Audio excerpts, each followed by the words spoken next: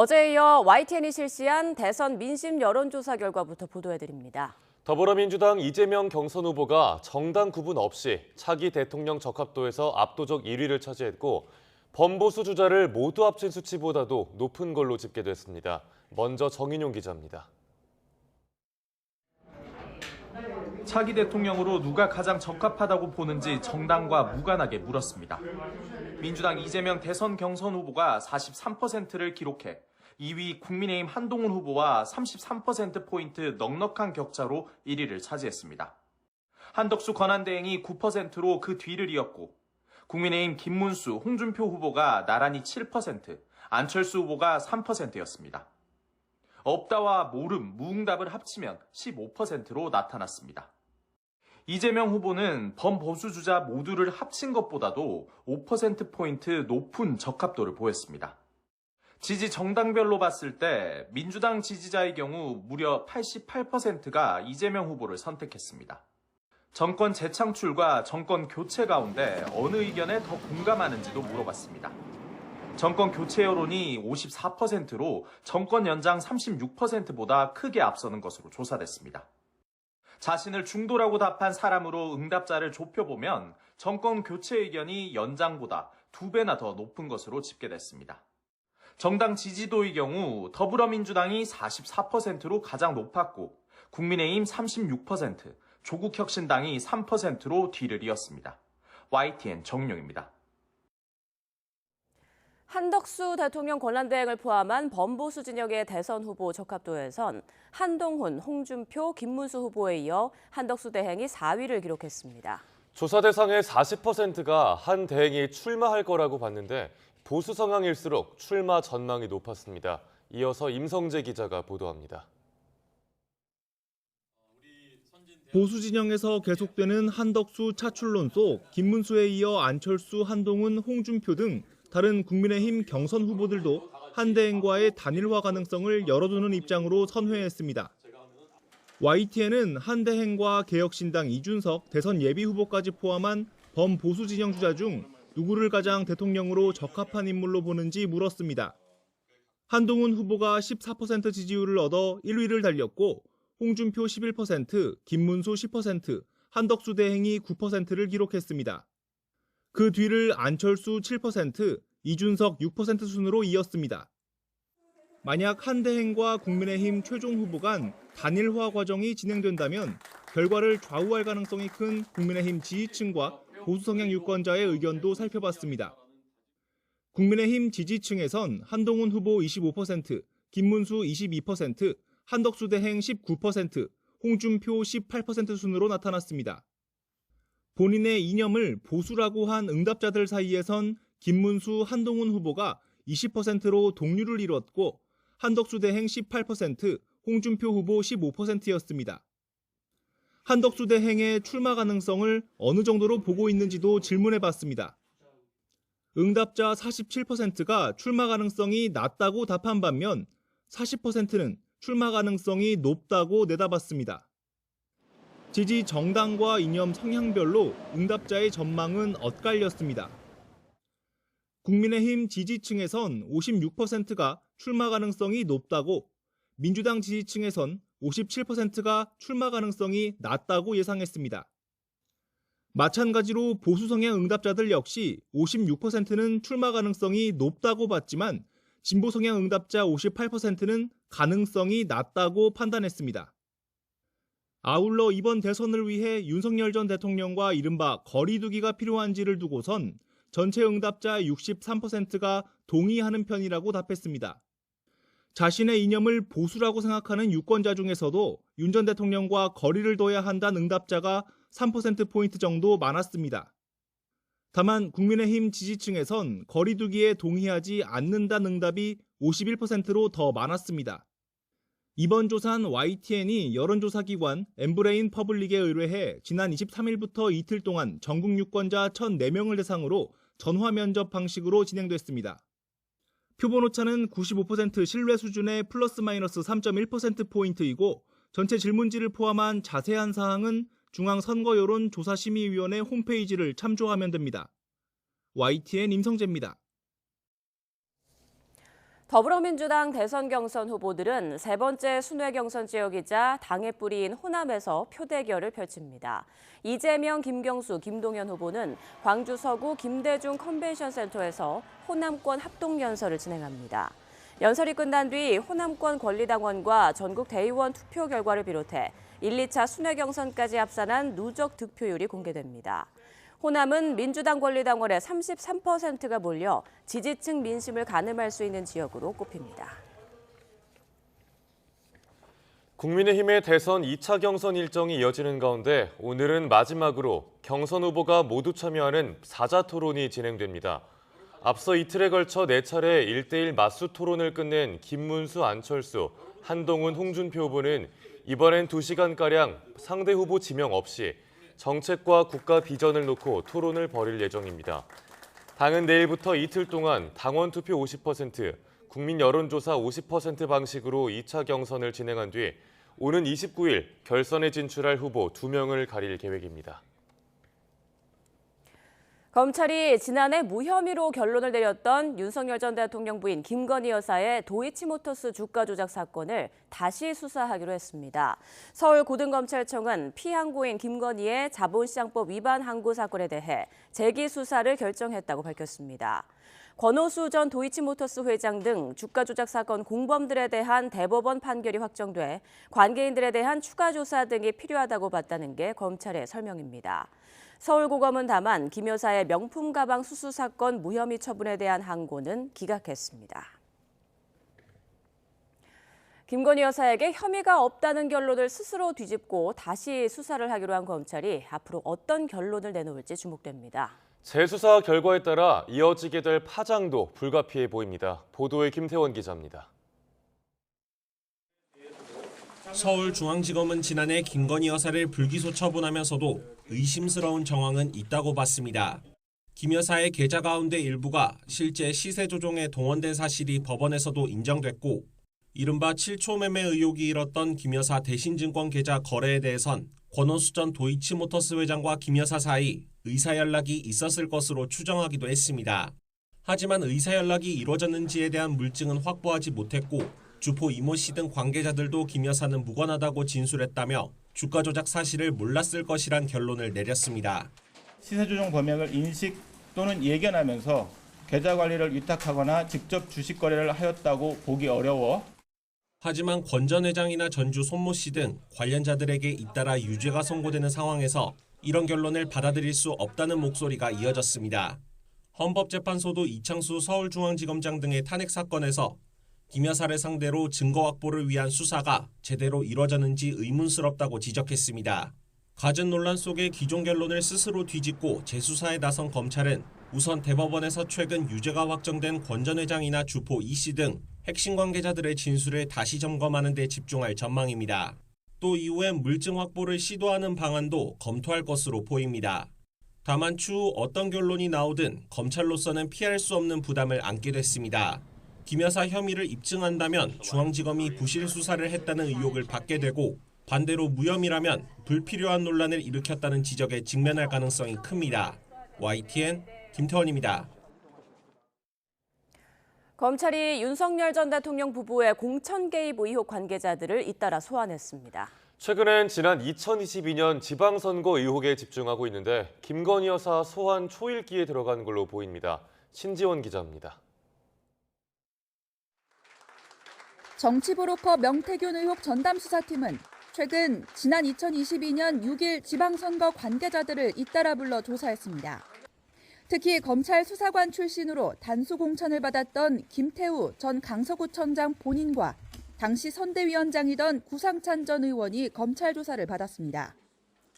김 전 청장은 문재인 정부 시절 조국 민정수석의 감찰 의혹을 폭로해 정권 교체에 공을 세웠다는 평가를 받았던 인물로 공무상 비밀누설 혐의로 1심에서 징역형을 받은 상태에서도 단수 공천을 받은 데다 1년 만에 형 확정으로 직위를 상실하고도 석 달 만에 윤 전 대통령의 사면을 받아 특혜 의혹이 불거졌습니다. 공재광 전 평택시장과 문충훈 전 포항시장 예비후보도 검찰 조사를 받았습니다. 당시 국민의힘 공천을 받았던 최호 평택시장 예비후보나 문충훈 포항시장 예비후보 모두 윤석열 대선 캠프 출신이었습니다.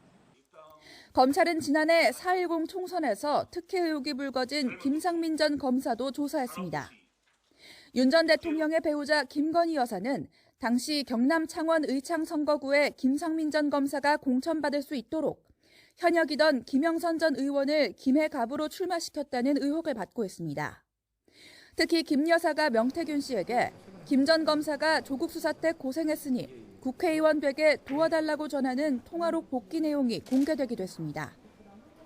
검찰이 공천 개입 의혹 관계자들을 잇따라 조사하며 김 여사 소환이 임박했다는 관측이 나오는 가운데 지난 2022년 당선인 신분으로 명 씨와 통화했던 녹음 파일이 공개된 윤 전 대통령까지 수사가 뻗칠지 주목됩니다.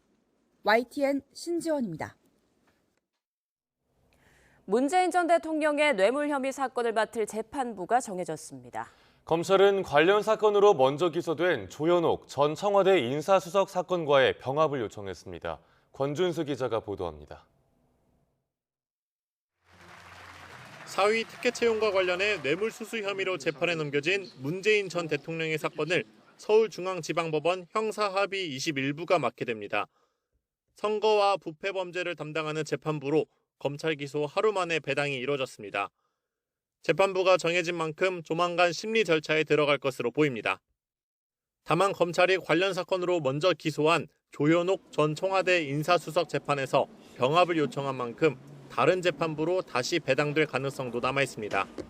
조 전 수석 재판에서 검찰은 문 전 대통령 사건과 직무 관련성 일부와 쟁점이 같다면서 똑같은 사실관계를 두고 증인과 증거물을 심리해야 하는 상황이라 병합이 필요하다고 설명했습니다. 재판부는 검토해보겠다며 병합과 관련해 검찰이 의견서를 자세히 써서 제출할 경우 관련 재판부와 협의해보겠다는 입장을 밝혔습니다. 검찰은 문재인 정부 출범 이후 이스타항공 창업주인 이상직 전 민주당 의원이 중소벤처기업진흥공단 이사장 자리에 올랐고 그 뒤로 문 전 대통령 사위 서모 씨가 이스타항공 해외법인에서 임원으로 채용돼 급여와 주거비 2억여 원을 받은 상황을 뇌물수수로 판단했습니다. 또 이 과정에서 청와대, 즉 문 전 대통령과 조 전 수석이 부정한 권한을 행사한 거로 보고 있는데 일각의 위법 기소 비판 속에서 혐의를 입증해 나갈 수 있을지 주목됩니다. YTN 권준수입니다.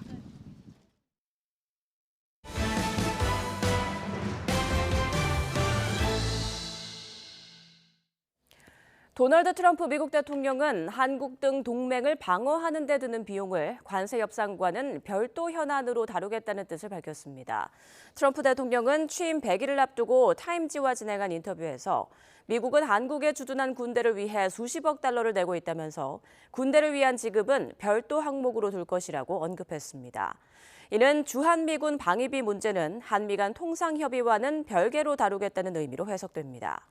트럼프 대통령은 관세 협상과 관련해 200개의 합의를 했다며 앞으로 3, 4주에 걸쳐 관세 협상을 끝낼 것이라고 밝혔습니다. 한미 2+2 통상협의 이후 별도 회담을 가진 제이미슨 그리어 미 무역대표부 대표와 안덕근 산업부 장관이 한미 간 균형 잡힌 무역의 필요성에 공감했다고 미 무역대표부가 밝혔습니다. 무역대표부는 그리어 대표와 안 장관의 회담에 대한 사후 보도자료에서 생산적인 회담이었다며 이같이 말했습니다. 또 그리어 대표와 안 장관이 협의의 다음 단계에 대해서 논의했다며 다음 주부터 기술적 논의를 진행할 것을 지시했다고 밝혔습니다. 이번 한미 고위급 통상협의에서 경제안보, 환율 정책까지 핵심 의제에 포함됐습니다. 경제안보와 환율 두 가지 다 수출로 먹고 사는 우리나라에 특히나 민감한 부분이어서 뜨거운 감자가 될 가능성이 있습니다. 이승은 기자입니다. 관세, 비관세 조치, 경제안보, 투자협력, 통화정책 등 4개 분야를 중심으로 논의해 나가는데 공감대가 형성된 것으로 평가됩니다. 이번 한미 통상협의에서는 이 4개 분야가 핵심 의제로 정리됐습니다. 트럼프 1기 때보다 훨씬 더 광범위합니다. 1기 때는 2가지 분야 협상을 했습니다. 한미 FTA 개정하고 철강에 관한 협상을 했습니다. 2기 때 한미 간의 통상협상 범위는 훨씬 더 복잡하고 포괄적이고 넓고 시간은 굉장히 제한되어 있는 이런 이제 상황이라고 보겠습니다. 경제안보 의제는 반도체 등 필수 자원의 공급망을 논의한다는 뜻입니다. 수출 통제 등으로 중국 배제를 압박한다면 가장 큰 수출 시장이 중국인 우리나라로서는 매우 곤혹스럽게 됩니다. 통화, 즉 환율 정책이 4대 의제에 포함된 것도 눈길을 끕니다. 트럼프의 책사인 스티븐 마이런 백악관 경제고문위원회 의장은 강달러가 무역 적자와 재정 적자, 제조업 퇴락을 부른다며 관세 압박으로 상대국 통화 가치를 강제로 올려 약달러를 유도하고 장기 미국 국채를 사실상 무이자로 강매하겠다는 구상을 하고 있습니다.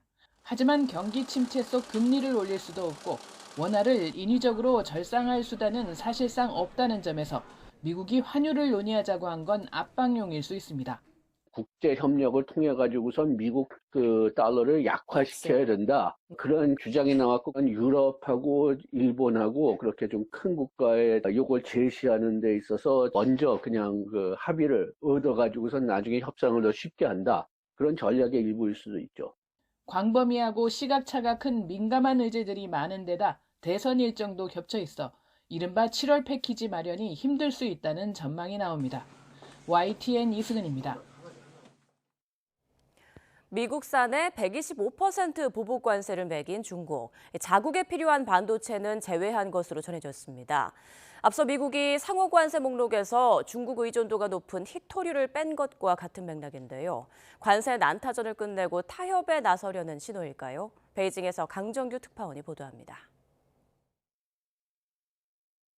중국 남부 선전의 기술 산업단지입니다. 이곳의 수입 대행업체 3곳은 최근 통관 과정에서 미국산 반도체 8종에 대한 면세 통보를 받았습니다. 미국의 145% 관세 폭탄에 맞서 매긴 125% 보복 관세를 0%로 바꿔 적용했다는 겁니다. 다만 미국 수입량이 0.1%에 그치고 자체 조달 능력을 키우고 있는 메모리 칩은 제외됐습니다. 중국의 출혈이 큰 항목만 골라낸 셈인데 당국의 공식 발표는 없었습니다. China is considering exempting some U.S. imports from its 125% tariffs. 我不了解你提到的具体情况，建议你向中方的主管部门进行询问。 사실 이 같은 핀셋 면세는 미국이 먼저 했습니다. 지난 2일 상호 관세를 부과하면서 부속 서류를 통해 중국 의존도가 높은 히토류와 흑연 등을 뺐습니다. 당시 중국 매체들은 미국의 지연 전략일 뿐이라며 스스로 약점을 드러낸 거라고도 깎아내렸습니다. 취임 100일을 앞둔 미국 트럼프 대통령은 중국의 관세 인하를 시사하면서 협상을 재촉하고 있습니다. 반면 중국은 협상 중이란 트럼프의 말을 거짓으로 몰며 무역전쟁 대응 작전회의를 잇따라 열었습니다.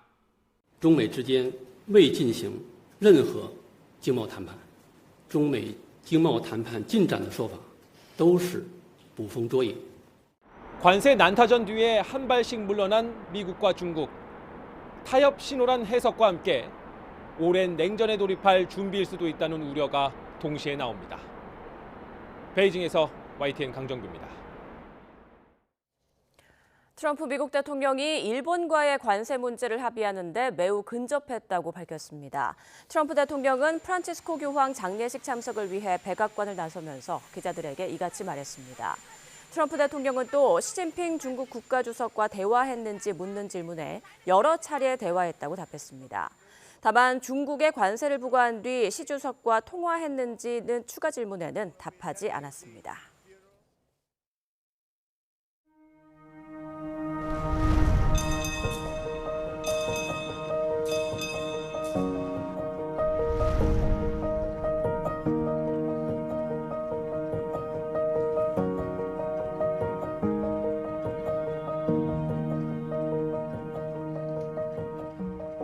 Custodire tutto il popolo di Dio e accogliere con affetto e tenerezza la intera umanità, specie i più poveri, i più deboli, i più piccoli.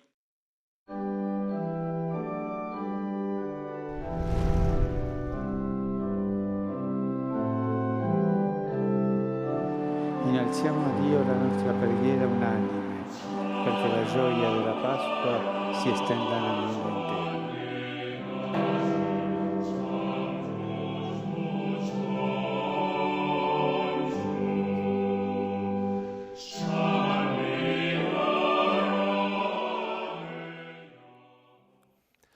프란치스코 교황의 마지막 길을 배웅하기 위해 바티칸 성 베드로 대성당엔 사흘 연속 수많은 조문객이 몰렸습니다.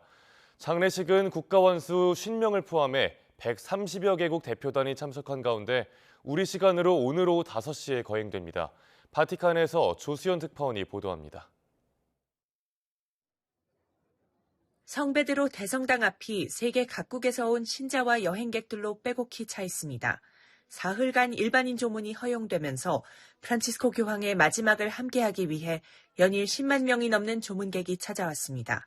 He was a good man, and everybody feel something that they lost with his departure. So I think that is an emotion that cannot be translated in words. 예상을 넘는 인파가 몰리자 교황청은 새벽 시간만 일시적으로 제외하고 조문객을 밤새 받았습니다. I felt him so close to us, but I know he's in heaven. I know he's in heaven. It's a sad time, but we're praying for him, and so I'm sure he's in a better place. 교황의 장례식은 현지 시간 26일 오전 10시, 한국 시간 오후 5시에 성베드로 광장에서 거행됩니다. 추기경단 단장 조바니 바티스타 레 추기경이 주례를 맡고 전 세계에서 모인 추기경과 주교, 사제들이 공동 집전합니다. 주여 영원한 안식을 내리소서라는 앞당송으로 시작해 기도와 성경 강독에 이어 레 추기경이 관에 성수를 뿌리고 분향하며 고별 의식이 마무리됩니다. 장례식에는 트럼프와 젤렌스키, 마크롱, 스타머, 폰데어 라이언 등 국가원수 50명과 군주 10명을 포함해 130여 개국 대표단이 참석합니다. 장례 미사를 마치면 교황은 마지막 안식처로 택한 로마의 산타마리아 마조레 대성전으로 옮겨집니다. 운구 행렬은 바티칸에서 출발해 베네치아 광장과 콜로세움 등 유적지를 거쳐 최종 목적지까지 약 6km를 천천히 이동합니다. 이때 교황청이 초청한 가난하고 어려운 이들이 관을 맞이할 예정입니다. 교황청은 고인이 최종적으로 안치될 무덤 공간의 모습도 공개했는데 과거 대성전의 촛대 받침을 보관하던 벽면 공간입니다.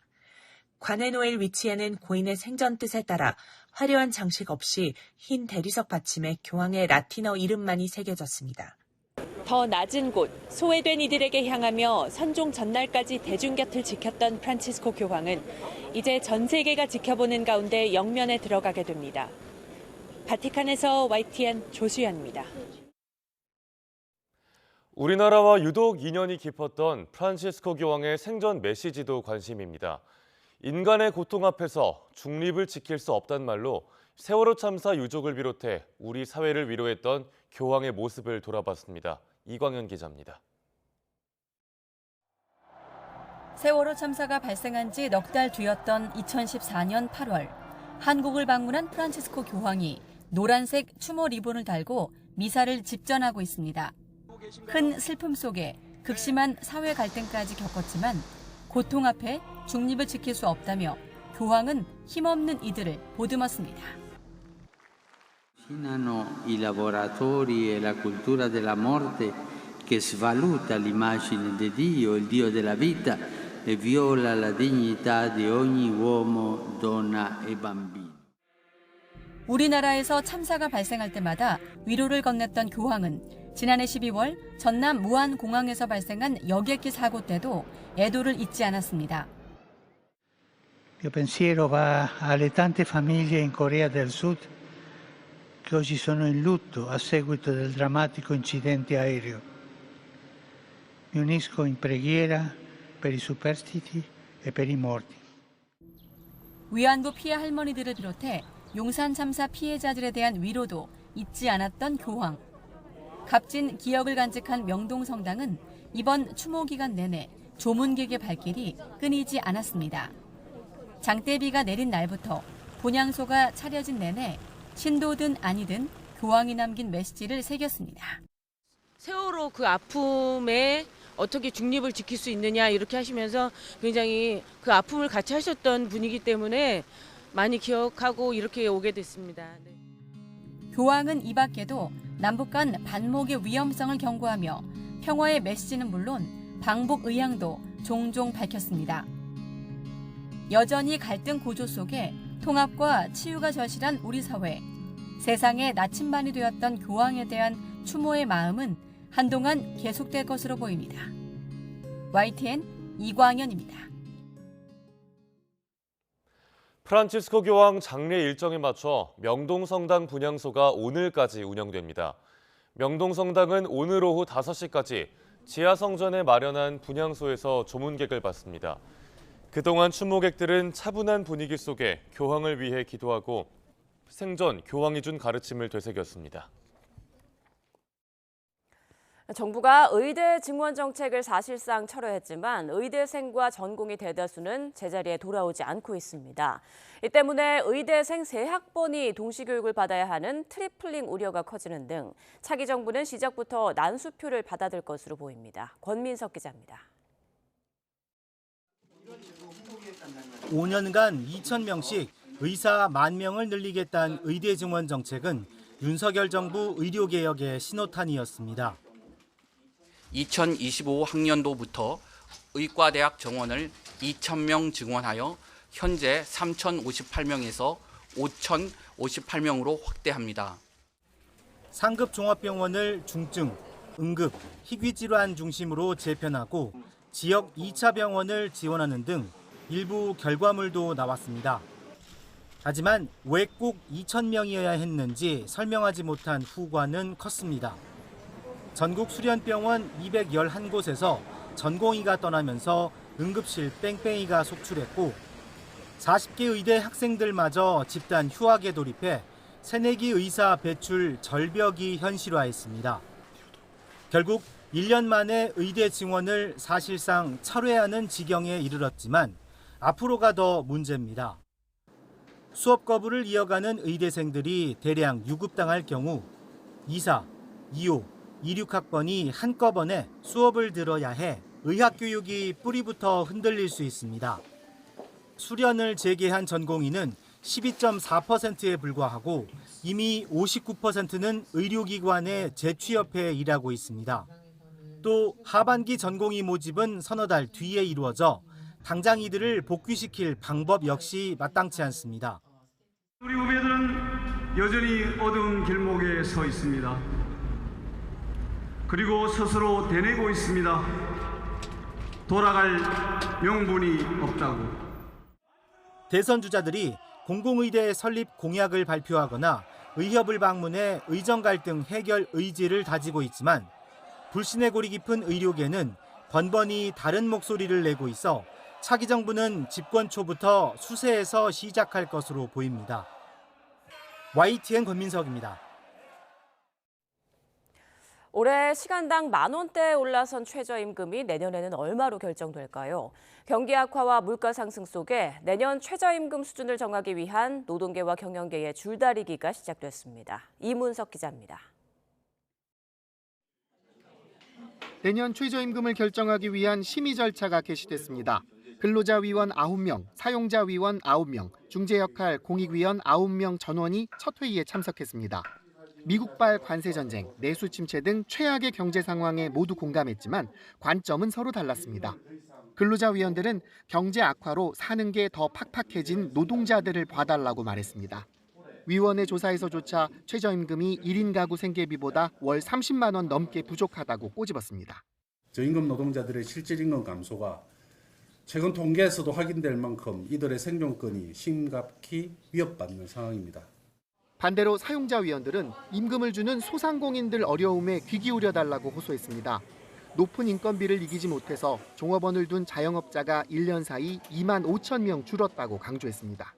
매출은 줄어들고 그리고 폐업은 늘어나고 그래서 결과적으로 최저임금을 지급해야 되는 중소기업 영세 사업주의 지불 능력은 크게 약화된 상태입니다. 지난해 결정된 올해 최저임금은 전년보다 1.7% 오른 1,030원으로 처음 10,000원을 넘겼습니다. 내년 최저임금 희망 수준은 아직 나오지 않았지만 근로자 측은 상당폭 인상을, 사용자 측은 최소 동결을 요구할 전망입니다. 또 올해는 노동계의 적용 대상 확대, 경영계의 업종별 차등 적용 요구를 심의 과정에 구체적으로 논의할지가 최저임금 결정만큼 주목받고 있습니다. YTN 이문석입니다. 김정은 북한 국무위원장 주도로 평양 한복판에 세워진 53층 고층 아파트가 심각한 균열과 부식으로 붕괴 우려가 제기되고 있다고 미국 자유아시아 방송 RFA가 보도했습니다. 방송은 북한 내부 소식통을 인용해 평양 미래과학자거리의 53층 아파트 주민들이 구조 안전성에 대한 불안을 호소하고 있다며 이같이 전했습니다. 방송이 공개한 사진을 보면 아파트 외벽에는 균열이 뚜렷이 보이고 타일이 떨어지는 등 손상된 모습이 확인됩니다. 앞서 북한은 지난 2014년 평양 평천구역 23층 아파트가 무너져 사상자 수백 명이 발생하기도 했습니다. 김정은 위원장의 최측근이자 복심으로 알려진 조용원 당 조직비서가 2달 가까이 공식 석상에서 자취를 감췄습니다. 그 배경을 놓고 여러 분석이 나오는데 이번에도 김정은식 권력층 길들이기 차원으로 보입니다. 이종원 기자입니다. 올해 북한 신년 경축 공연, 김정은 국무위원장이 딸 주애와 팔짱을 끼고 레드카펫을 밟고 있습니다. 다른 고위층 간부들도 가족을 동반했지만 대부분은 한 발자국씩 거리를 두고 걸어갑니다. 그런데 유독 한 사람은 예외였습니다. 김정은 위원장의 최측근인 조용원 당 조직비서로 딸로 추정되는 젊은 여성과 함께 고급 세단에서 내린 뒤 손을 잡고 걸어가는 모습이 포착된 겁니다. 이런 것들은 김정은만 모습을 보여줘야 되거든요. 그런데 조용원도 그런 모습을 연출함으로써 사실은 선을 넘는 상당히 해이해진 모습을 보여줬다 이렇게 볼 수 있고, 조용원이 최근 공식 석상에서 사라진 배경과 무관치 않다는 분석으로 통일부와 국정원도 조용원의 신상 변동 가능성을 염두에 두고 관련 동향을 예의주시하고 있다고 밝혔습니다. 조용원이 수년 동안 장악해온 노동당 조직 지도부는 북한의 모든 권력기관을 통제하고 감독하는 막강한 영향력을 가진 것으로 평가됩니다. 조용원이 갑자기 사라진 배경에 관심이 쏠린 이유로 가족 등 개인적 비리 연루나 일선 간부들의 부패 사건에 대한 책임을 물었을 가능성 등도 거론됩니다. 총 비서동지께서는 우리 당이 제일 경멸하는 당내 부패와 온갖 규율 위반 행위들을 주동적으로 적극적으로 제압하는 데 10여 년 전 숙청된 김 위원장의 고모부 장성택이 연상된다는 견해도 있지만 조용원의 숙청 가능성은 크지 않다고 전문가들은 분석합니다.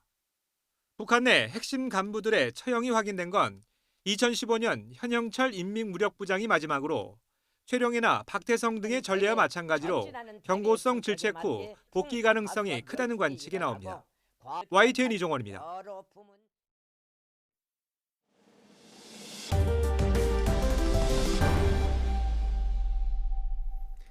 계절이 제자리를 되찾았습니다. 주말인 오늘과 내일은 모처럼 맑고 일교차 큰 전형적인 봄 날씨가 이어지는데요.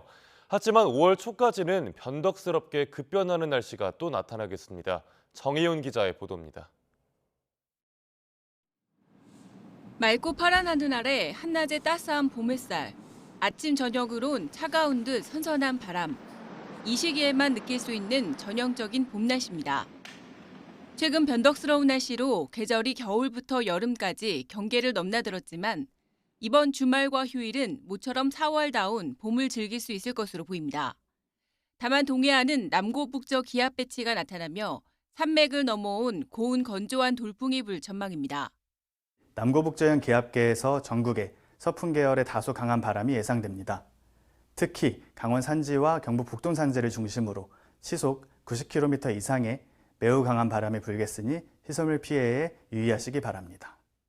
산림당국은 강원 동해안과 경북 동해안을 중심으로 주말과 휴일 사이 산불 위험도가 높아질 수 있다고 경고했습니다. 등산 등 야외 활동이 증가하는 시기인 만큼 산림 주변에서 불씨 관리에 각별한 주의가 필요합니다. 고온 건조한 바람이 강하게 불면서 고성과 속초, 강릉 등 강원 동해안과 울진, 영덕, 포항 등 경북 동해안을 중심으로는 주말과 휴일 사이 산불 위험도가 높아질 것으로 예상됩니다. 온화한 봄 날씨는 언제든 달라질 수 있습니다. 기상청은 특히 5월 초반까지 찬 공기가 남하하며 대기가 불안정해지고 기온과 날씨 변화가 큰 롤러코스터 같은 날씨가 나타날 가능성이 있다고 설명했습니다.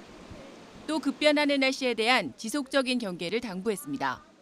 YTN 정혜윤입니다.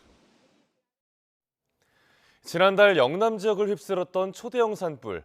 불이 꺼진 지 한 달가량 지난 지금 현 상황은 어떤지, 또 남아있는 과제는 무엇인지 오늘과 내일 짚어보겠습니다. 이재민들은 아직 고통을 호소하고 있고 산불의 연료가 되는 낙엽 더미 관리도 시급합니다. 먼저 고한석 기자가 취재했습니다. 경북 안동시 추목리. 역대 최악의 산불로 생계 기반은 완전히 무너졌습니다. 저희 마을은 전멸입니다. 마을 자체가 다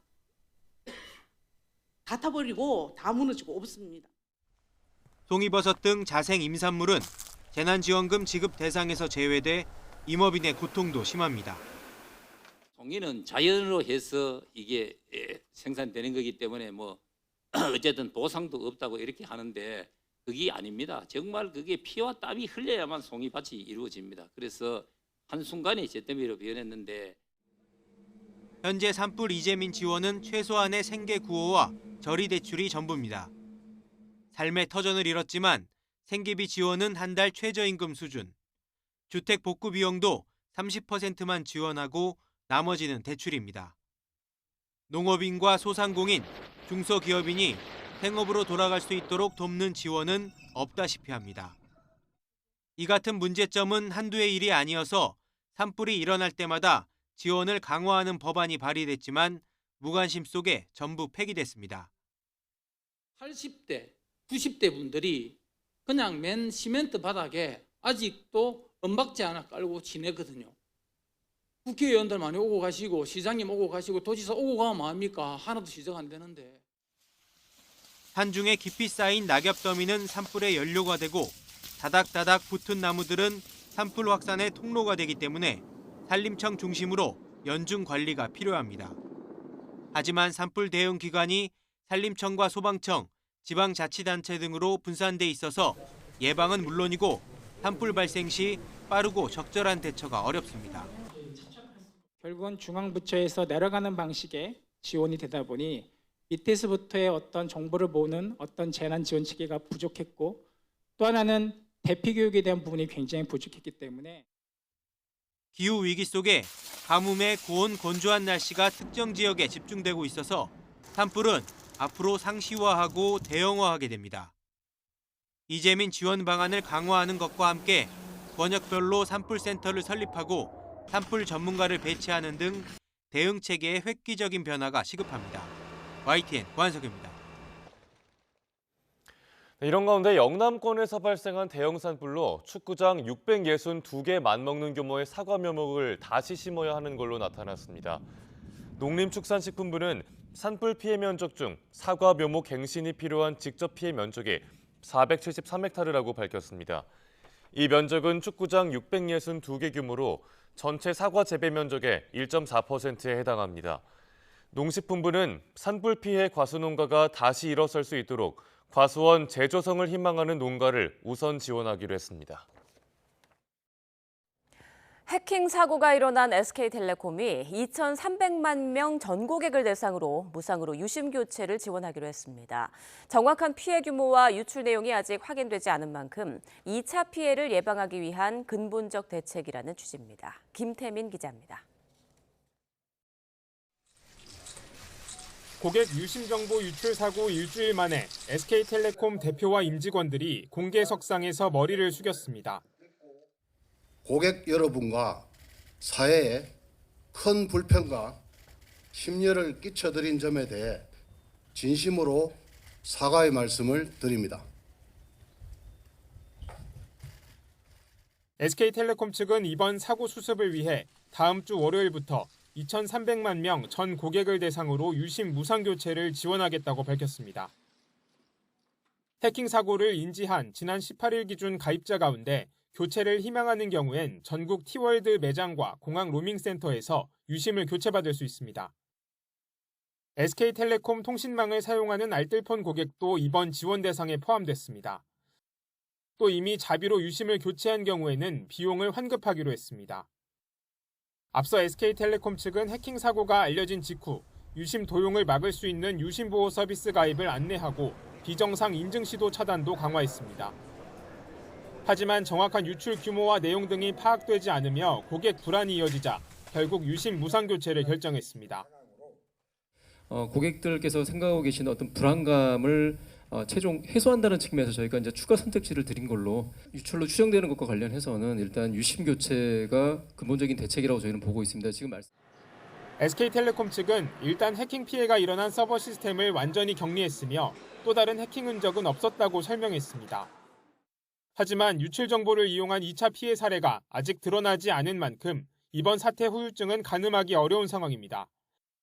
이에 따라 민관합동조사단의 최종 결과가 나올 때까지 파장은 당분간 이어질 전망입니다. YTN 김태민입니다. 신안산선 광명구간 지하터널 붕괴 사고와 관련해 경찰과 노동당국이 시공사인 포스코 ENC를 압수수색했습니다. 원인 규명은 물론 붕괴 우려가 커지는데도 무리하게 보강 공사를 추진했는지 등을 조사할 방침입니다. 부장원 기자입니다.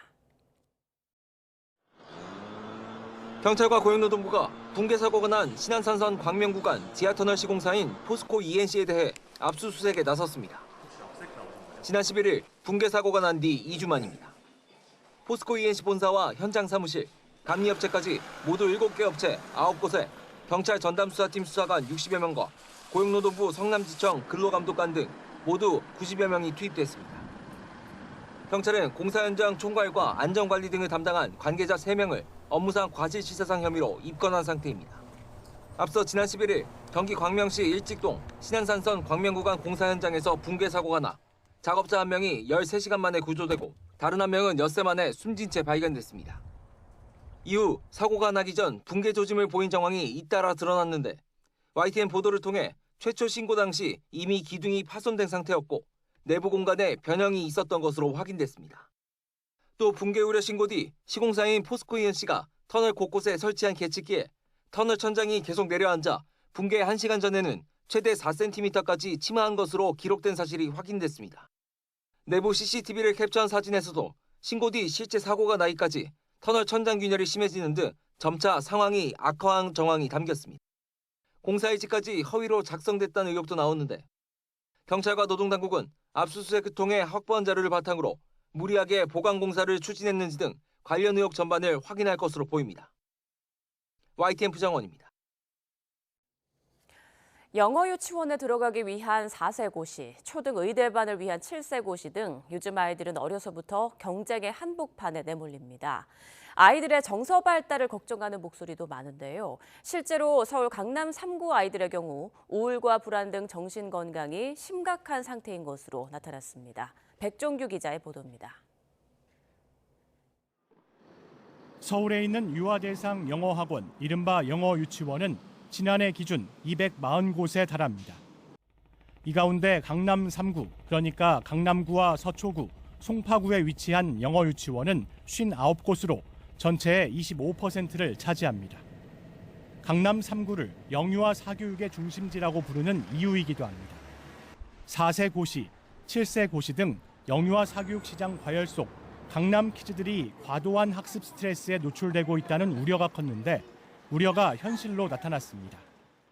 건강보험심사평가원 자료를 보면 강남 3구에 거주하는 9세 이하 아동의 우울증과 불안장애 건강보험료 청구 건수가 최근 5년 동안 3배가량 늘어난 겁니다. 특히 지난해 청구 건수를 보면 송파구가 1,442건, 강남구가 1,045건, 서초구가 822건으로 집계됐는데 강남 3구의 구별 평균 청구 건수는 서울시 25개 자치구 평균의 3.8배에 달했습니다.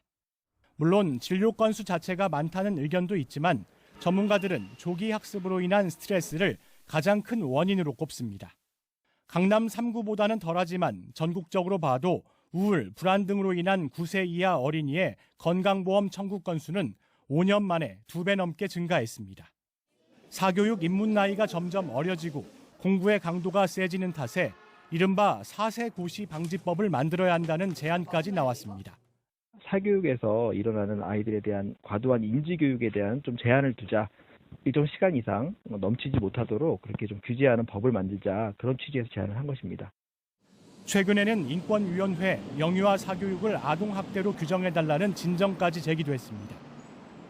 하지만 지난해 사교육비 규모가 역대 최대를 기록한 가운데 교육당국이 내놓은 대책은 고액 교육비와 편법 운영 단속뿐입니다.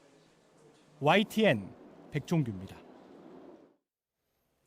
일본에 사는 제주인들은 부당한 공권력에 많은 도민이 희생된 4.3 사태의 참상을 목격하고 연좌제 낙인을 피해 일본으로 밀항한 아픔을 갖고 있습니다.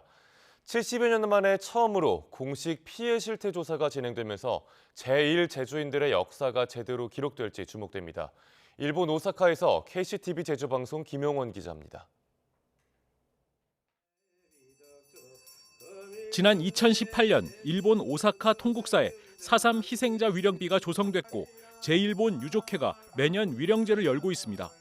당시 제주 고향마을 170여 곳에서 가져온 돌을 쌓아 위령탑을 올렸습니다. 4.3의 참상을 목격한 이들은 연좌제, 빨갱이 낙인을 피해 일본으로 밀항한 아픔을 안고 있습니다. 어디가 고발 들어간 거죠. 그냥 아버지 얼굴 몰라요. 찾으려면 나도 찾죠. 나 그때 없어졌을 텐데. 하지만 제1제주인들은 4.3 경계인으로 살며 주목받지 못했습니다. 4.3 진상조사 보고서에도 이들의 4.3 피해나 일본 정착사는 실리지 않았습니다. 일본에 거주했던 4.3 희생자는 누구였고 유족이 몇 명인지 알려진 적은 없습니다. 2023년 이후 4.3 보상금을 청구 신청한 일본 오사카 유족 790여 명을 제외하곤 4.3과 관련된 공식적인 기록은 전무한 상황입니다. 아직 그 4.3에 관해서 신고도 못하고 피해자 인정도 못하고 있는 분들이 많이 잠재되고 있지 않을까. 그러니까 지금은 수동적으로 신고를 하는 사람을 받고 그렇게 인정을 해주고 하고 있는데 조사를 해서 적극적으로 여기서 조사를 해서 그런 희생자 분들을 발굴한다는 그런 걸 못하고 있거든요. 지난 2021년 4.3 특별법이 개정되면서 추가 진상조사 근거가 마련됐고 조사 과제 가운데 제1제주인 피해 실태가 포함된 건 늦었지만 다행이었습니다. 평화재단은 지난 2022년부터 약 2년 동안 일본에 거주하는 유족 40여 명에 대한 증언 채록과 밀항 직후부터 지금까지 남아있는 각종 기록물들을 수집했습니다. 조천년 분들을 많이 인터뷰를 많이 했거든요. 조천년 속에서도 4.3에 관해서 언급할 언급 못하는 그런 분위기가 있었거든요. 그러니까 요즘 한 4, 5년 이런 행사를 하고 있다는 걸 들으면서 좀 발언을 하게 되었어요. 그동안 일본 4.3 피해와 관련해 민간이나 학계에서 다뤄진 적은 있지만 국가에서 공식적인 조사를 진행한 건 이번이 처음입니다. 이번 피해 조사는 6월까지 마무리한 뒤 4.3 최고 의결기구인 중앙위원회 심의를 통과하면 공식 보고서 형태로 공개될 예정입니다. 이번 실태 조사를 통해 그동안 조명받지 못했던 제1제주인들의 4.3의 역사가 제대로 기록될 수 있을지 주목됩니다. 일본 오사카에서 KCTV 뉴스 김용원입니다. 오늘과 내일 서울 도심과 강남권에서 연등회 행사와 집회가 진행되면서 교통 혼잡이 빚어질 전망입니다.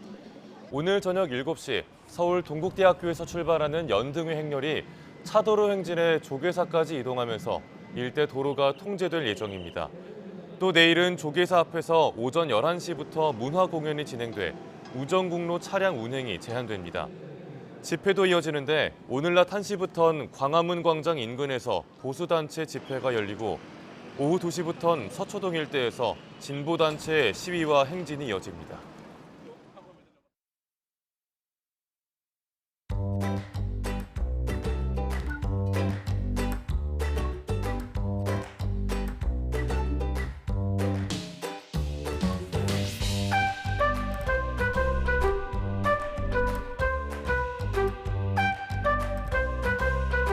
거의 14살 때부터 준비했거든?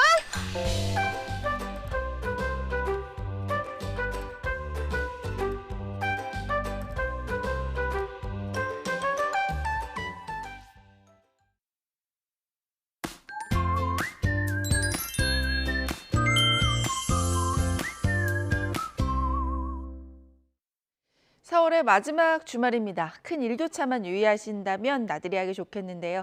현재 서울 기온은 7.9도로 다소 쌀쌀하지만 낮에는 19도까지 올라서 따뜻하겠습니다. 동쪽 지방은 화재에 유의해야 합니다. 영동과 영남을 중심으로 건조특보가 내려져 있는데요. 바람도 강해서 작은 불씨가 큰 불로 번질 수 있습니다. 불조심해 주시기 바랍니다. 오늘도 전국이 맑겠지만 강풍이 불겠는데요. 소형 태풍급으로 강합니다. 시설물 점검 철저히 해주시고요. 또 아침까지 일부 지방은 물이 어는 곳도 있겠습니다. 현재 기온 살펴보겠습니다. 현재 춘천이 2.3도, 대구가 7.5도고요. 낮 기온은 서울이 19도, 춘천 23도, 청주와 안동도 23도, 대구는 25도까지 올라서 덥겠습니다. 날씨였습니다. 뉴스타트 1부 마칩니다. 잠시 후 2부로 돌아오겠습니다.